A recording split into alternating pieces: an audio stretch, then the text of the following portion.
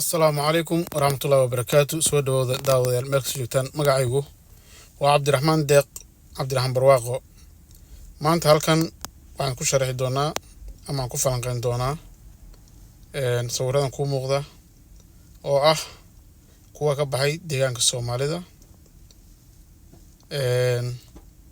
برامج كانوا حلقة ربا إنا شير قريسو ميلر قارسيسو سبسكرايب يلاك نصارتو aan guda galo mawduuca aan ka hadli rabo. halkan aad u jeedo waa meel kamid ah gobolka Doolo, waa Yucub iyo Leheley.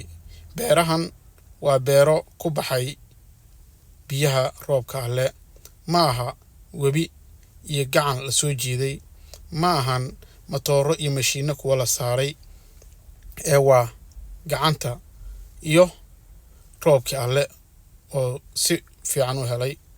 dhulka aad u jeedo waa dhul ciida, maaha dhul beereedka ama carab madowda la yiraahdo webiyaasha iyo kaagdhow tagoga. waa xareedda kore ee alle ee korka imaatay. daawade sida ku muuqata dhulkeenu waa dihin yahay, macaantiisa iyo wax soo saarkiisaba aad iyo aad ayuu u wanaagsan yahay. laakiin maanta in yaroo ka mid ah unbaa fahansan in dhulkeenu khayraad leeyahay, nimco iyo wax soo saar wanaagsan.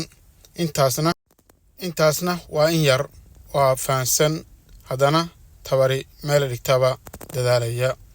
daawade adigu maxay kula tahay? maxaase kuu qorshaysan inaad qabato haddaad ku nooshahay deegaanka Soomaalida sida Goday, Qabridahar, Wardheer, Dhagaxbuur iyo dhulalka beeraha ku wanaagsan?